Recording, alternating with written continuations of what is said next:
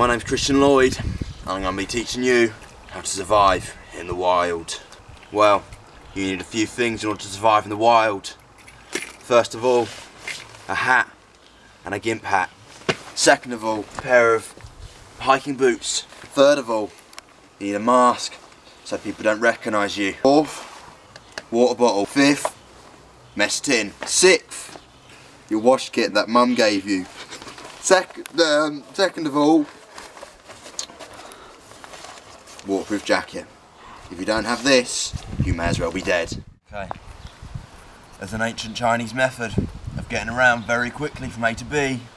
It's about 400 horsepower. It's pure hell.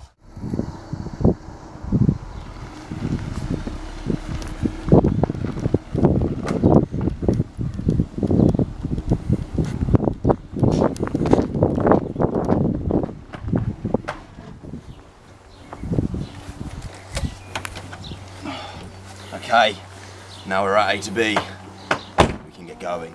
Okay, it's important not to lose your footing.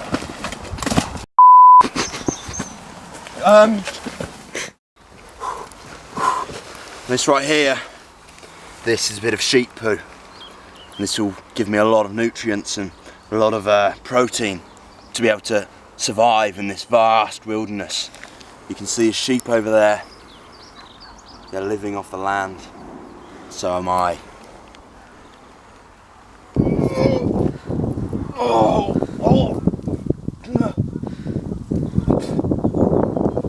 Okay. Sheep poo didn't sit right in my stomach, but it gave me protein to go on. So let's go on.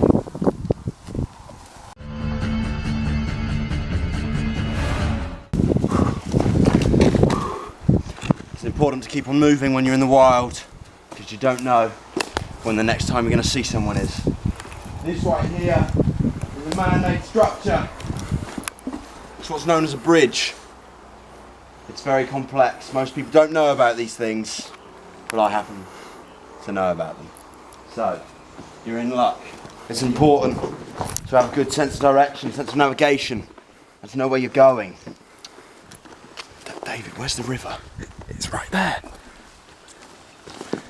Okay, the river is this way, as you can see. I knew that. My advanced navigation and mapping skills led me to know all of that stuff. Okay, so it's important in this harsh climate in the sun to keep warm, because if you don't, you could get hypothermia, especially on a day like this when the sun is about 30 degrees, which leads me to my next point. The river, there's a river here, and it's very important that you keep cool in conditions like this. If it's 30 degrees, yeah, you need to keep cool. Okay, there's only about 5 hours of daylight left, so we need to get moving. If we don't, we will die. One of the most important parts of the wilderness is to make sure you're well nourished. So we're about to go to a place where I know there's lots of food, and we will be very well off there. I've taken us to a place that has lots of food, and hopefully we can sustain ourselves for quite a while in this environment.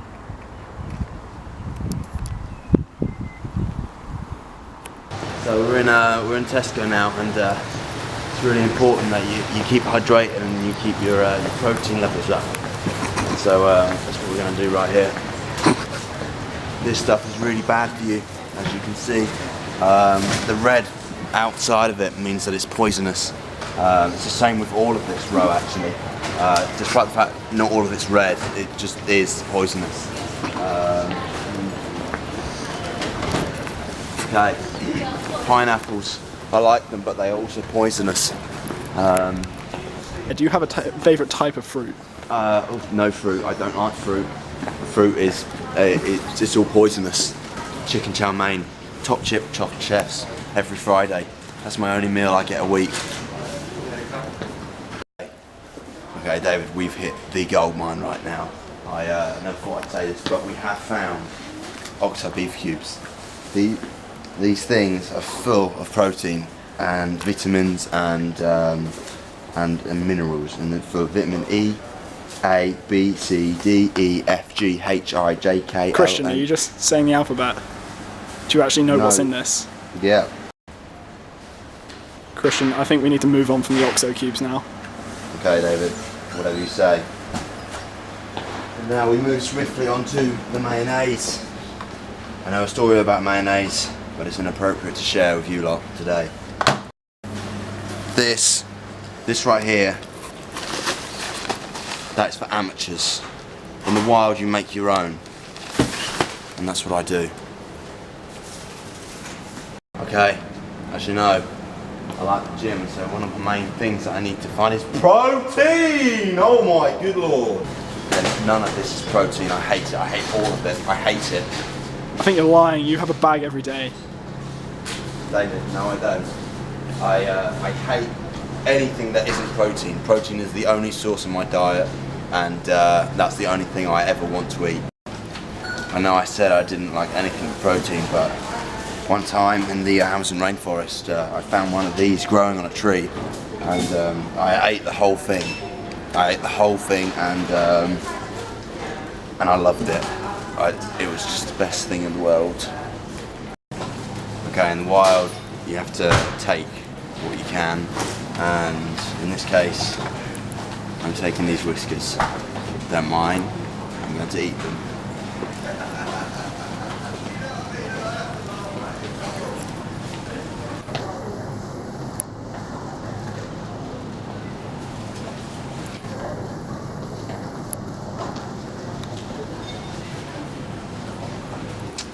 In the Amazon rainforest, it does get quite grassy on the floor sometimes, and the best way to do something about that is to bring along your lawnmower.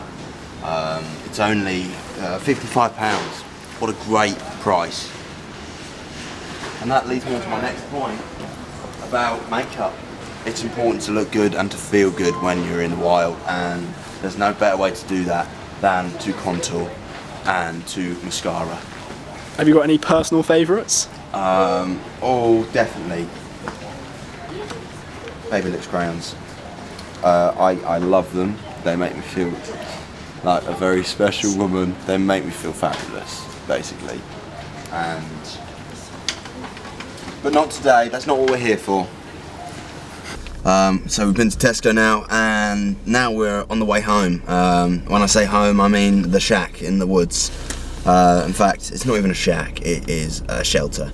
And we are going to sleep there and make love. Unfortunately, when I was out in the wilderness of Tesco's, I lost my coat. I don't know how I did it, but I don't have a coat anymore. That could be the matter of life and death in this vast jungle. We're going to a very dangerous place now. It's the English department. One of the most dangerous beasts in this place is a beast called Mrs. Clark.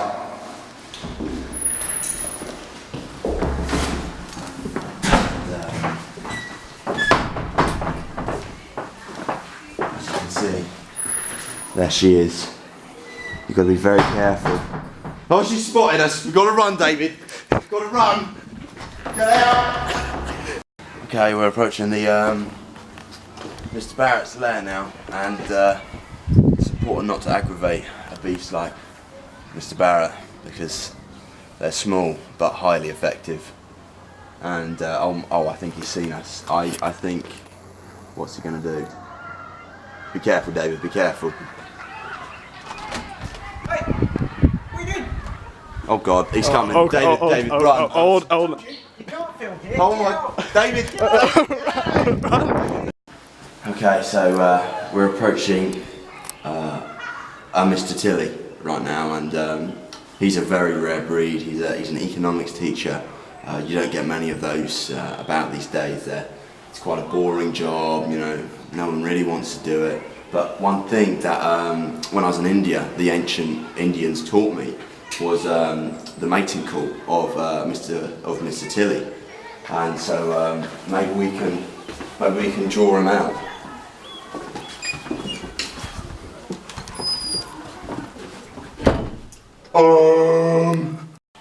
Looks like the indigenous people of India didn't teach me the right call, because it didn't work. Okay, I always say that it's very important to keep hydrated and nourished in these conditions. Okay, so it's going to be a quick move. We're going to go in, get something, come out, done.